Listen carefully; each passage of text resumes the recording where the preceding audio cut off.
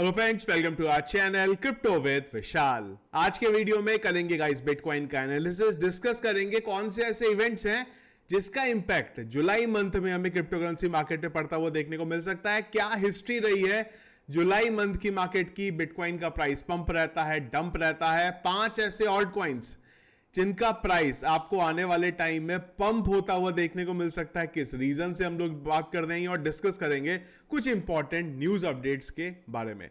सबसे पहले चलते हैं क्रिप्टो एनालिस्ट पे। मार्केट कैप 3.8% अप, वॉल्यूम के बारे में बात करेंगे 49.6% अप है। ऑब्वियसली बात है, क्यों? क्योंकि वीक यहां पे नया स्टार्ट हुआ है। इनफ्लो का कोई डेटा नहीं है। फियर एंड ग्रीड इंडेक्स अभी भी न्यूट्रल है 53 में, जो कि काफी पॉजिटिव है। हम कभी नहीं चाहेंगे कि सडनली ये ग्रीन में आए, धीरे धीरे करके ग्रीड में आए तो काफी अच्छा हमें मार्केट का माहौल देखने को मिलता है। अगर बात करेंगे सेंटीमेंट की, तो पिछले 1 घंटे के सेंटीमेंट से बाई की तरफ हीट मैप बहुत अच्छा देखने को मिल रहा है। बीटीसी 4.15% अप, इथीरियम 3.69% अप चल रहा है। ऑल्ट कॉइन्स की बात करेंगे, काफी सारे ऑल्ट कॉइन्स डबल डिजिट में हमें पंप करते हुए आज के दिन देखने को मिल रहे हैं। बिटकॉइन की बात करेंगे गाइस, जब वीडियो बना रहा हूं मैं, बिटकॉइन का करंट प्राइस है 63,277। तो पिछले कुछ दिनों हम लोगों ने कई सारी चीजों के बारे में बात किया था।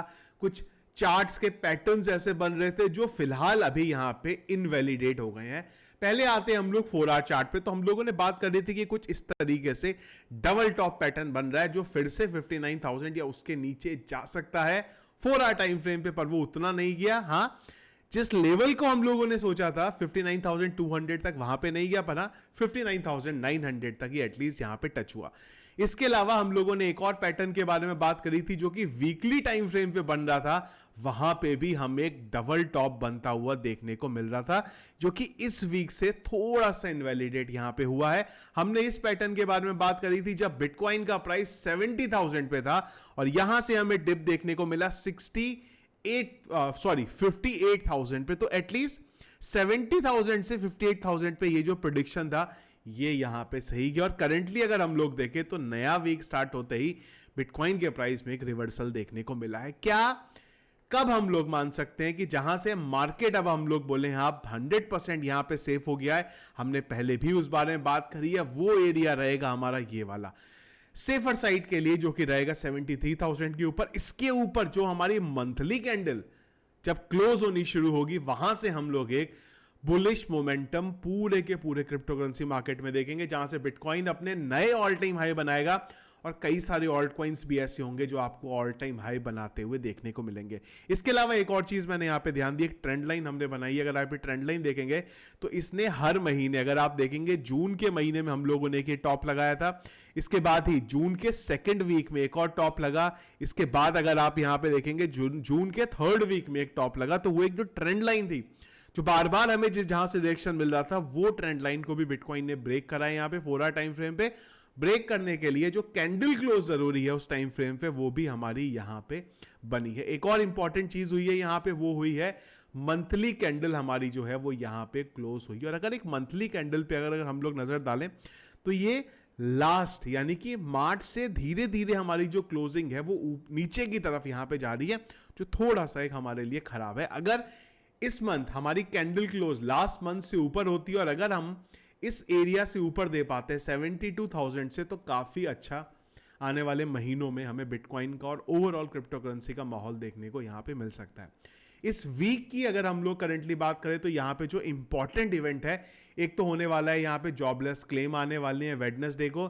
फेड का यहां पे मिनट्स भी आएंगे, खैर मिनट्स में कोई ऐसा इंपॉर्टेंट चीज नहीं रहती है। अनएम्प्लॉयमेंट रेट फ्राइडे को आने वाला है, तो इस पे अपनी नज़र जो है आप यहाँ पे बनाए रखिएगा। इसमें काफ़ी सारी चीज़ें हमें इसके बाद मार्केट की जो है समझने को मिलती है। इसके अलावा अगर बात करें क्या इंपॉर्टेंट न्यूज़ है, तो पहली है यहाँ पे सोनी की। सोनी क्रिप्टो करेंसी मार्केट में यहाँ पे उतर रहा है। सोनी ने यहाँ पे क्रिप्टो करेंसी एक्सचेंज को एक्वायर करा है। एम्बर ग्रुप जो कि सिंगापुर का है, इन्होंने 2022 में एक एक्सचेंज को एक्वायर किया था जिसका नाम चेंज करके एम्बर जापान कर दिया। उसको यहाँ पे सोनी ने एक्वायर करा है, जो कि बहुत बड़ा अपडेट है। सोनी बहुत बड़ी जापानीज कंपनी है और वो अगर इस तरीके से क्रिप्टो करेंसी मार्केट में उतर रही है तो आप समझ सकते हैं कि जो बड़े इंस्टीट्यूशन है, कॉर्पोरेट हाउस है, वहां पे भी एक अलग लेवल की होड़ लगी हुई है। और सोनी ऑलरेडी वेब3 और मेटावर्स में काफ़ी चीज़ें पहले से ही प्लान कर रहा है और उसमें ऑलरेडी इसकी काफ़ी सारी डेवलपमेंट्स भी है जो यहाँ पे चल रही हैं। इसके अलावा बात करते हैं इथीरियम ईटीएफ को लेके, इसी से हमारा अगला अपडेट भी है। एरिक जो कि ब्लूमबर्ग के एनालिस्ट हैं, उन्होंने ये बोला है कि जो ईटीएफ का इनको ट्रेडिंग डेट दिख रही है यहाँ से फाइनल अप्रूवल की, वो पहले इन्होंने 2 जुलाई बोली थी, वो अब 2 जुलाई को इन्होंने चेंज करी क्योंकि यूएस में कुछ हॉलीडेज है। इस वजह से उनको लगता है 8 जुलाई से ये यहाँ पे रेज्यूम हो सकता है। और इसी से रिलेटेड है हमारा आज का इंपॉर्टेंट और बड़ी चीज, वो है 5 ऐसे टोकन्स इथीरियम के जो इथीरियम ईटीएफ के बाद हो सकता है काफी टाइम से जो शांत बैठे हैं, उनके प्राइस आपको पंप होते हुए देखने को मिल जाए, जो कि है यहाँ पे IMX, ZK, स्टारलिंक, OP और ARB। ARB और OP काफी टाइम से शांत है और अगर पिछले 90 दिन में देखें तो एक OP 44% और ARB 45% यहाँ पे डाउन है। स्टार्कनेट जब आया था हमने उसमें एंट्री ली थी, पर अगर आप एंट्री प्राइस से देखें तो ऑलरेडी डाउन है। पिछले 90 दिन के अंदर ये भी 64% डाउन है। ZK सिंह एयर ड्रॉप की वजह से काफी ज्यादा चर्चाओं में रहा, कई एयर ड्रॉप लोगों को नहीं मिला जिनको मिलना चाहिए था, कई जगह पे ये चीज भी निकल के आई कि ये स्कैम है प्रोजेक्ट पूरे का पूरा। पर हाँ, ZK सिंह बड़ा नाम है और ये नया अभी आया है, इस मार्केट में आया है जब बिटकॉइन और इथीरियम का प्राइस थोड़ा डम था। अगर यहां से इथीरियम के प्राइस में एक रैली होती है तो आपको ZK में भी एक रैली देखने को मिल सकती है, क्योंकि इसमें अभी ज्यादा होल्डर नहीं है, पंप नहीं स्टार्ट हुआ है क्योंकि लास्ट मंथ ही इसका रिलीज हुआ है। और इसके बाद है यहाँ पे IMX। सारे ये प्रोजेक्ट्स है जिसके बारे में बात कर रहा हूँ, अगर आप पिछले 30 दिन में, 60 दिन में, 90 दिन में बात करें तो डाउन है और ऑल टाइम हाई से काफ़ी ज़्यादा नीचे हैं। ARB की अगर आप ऑल टाइम हाई की बात करें तो वो था 2.3 का, करेंटली चल रहा है 0.81 पे। OP की बात करेंगे, ऑल टाइम हाई इसने बनाया 4.8 पे, करेंटली चल रहा है 1.84 पे। स्टार्कनेट 3.6 का ऑल टाइम हाई, करंटली चल रहा है 0.69 पे। ZK का कुछ ऐसा बहुत बड़ा टॉप नहीं था, 0.30 इसने रिसेंटली बनाया था लिस्टिंग के टाइम पे, करंट है 1.176। और अगर बात करते हैं IMX की तो उसका ऑल टाइम हाई था 9.4 USDT का, करंटली चल रहा है 1.5 USDT। तो ये मुझे लगता है इथीरियम में अगर एक सही तरीके से ट्रेडिंग वॉल्यूम जनरेट होता है तो इनके प्राइस में भी हमें एक रैली देखने को मिल सकती है। जुलाई मंथ की अगर हम लोग हिस्ट्री यहाँ पे चेक करते हैं तो जुलाई मंथ ज्यादातर यहाँ पे बुलिश रहा है। अगर हम लोग 2013 से 2023 तक की बात करते हैं तो इस पूरे ड्यूरेशन में 2024 का टाइम, 2016 का टाइम और 2019 का टाइम, 2023 का टाइम, यानी कि 4 हमें नेगेटिव एयर यहाँ पे देखने को मिले। और अगर आप ये नेगेटिव एयर की भी बात करें तो कोई बहुत बड़ा इनमें नेगेटिव नहीं था। सबसे वर्स्ट 2024 गया है जहां पे हमें 9.69% का डाउन देखने को मिला था। और एक और इंटरेस्टिंग चीज अगर आप देखेंगे ना तो साल बाई साल जुलाई का जो महीना है वो हमें कम रेड देखने को यहां पे मिलता है। इसके अलावा अगर आप देखेंगे तो जुलाई में जो रैली आई है वो बहुत बड़ी आई है, खाली इस चीज के बेस पे कि पास्ट में ऐसा रहा है, जरूरी नहीं है कि इस साल भी ऐसा ही होगा। पर हाँ, हमें एक मोटा मोटा समझ में आता है कि पास्ट ईयर जो जुलाई का महीना या कोई भी स्पेसिफिक मंथ है वो किस तरीके से रहा है, तो एक प्रिडिक्शन वहां पे हम यहाँ पे कर सकते हैं।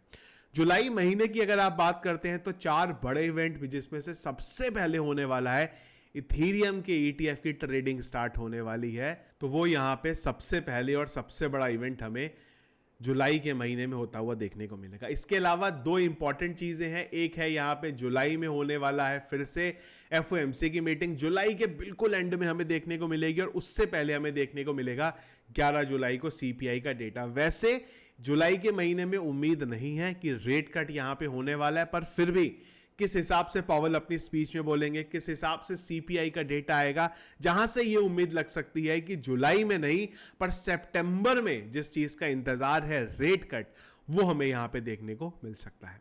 इसके अलावा होने वाला है बड़ा एक अपडेट यहां पे, वो है MTGOX का, MTGOX का, जो यूजर्स को ये दोबारा रीपे करने वाले हैं। वो भी जो डेट आई थी वो जुलाई की ही आई थी, तो जुलाई के महीने में ये 4 बड़े इवेंट है देखने को मिलेगा। तो फुल ऑन जुलाई का महीना ब्लॉकबस्टर होने वाला है। पंप की और डंप की दोनों की बड़े अपडेट्स हैं यहाँ पे। जब भी MTGOX का रीपेमेंट स्टार्ट होगा, अगर इन्होंने एक साथ दे दिया सारे के सारे यूजर्स को, तो आप जानते हैं उसका इंपैक्ट देखने को मिलेगा। रेट कट को लेकर उम्मीद नहीं है, पर अगर कुछ पॉजिटिव पॉवल ने वहां पे बोल दिया तो वो भी हमें देखने को मिल सकता है। तो जुलाई का महीना मेरे अकॉर्डिंग आपको डंप और पंप दोनों चीजें यहां पे देखने को मिलेगी। डंप का जो सबसे बड़ा अपडेट है वो मेडगॉक्स ही है कि वो किस तरीके से रीपेमेंट करता है।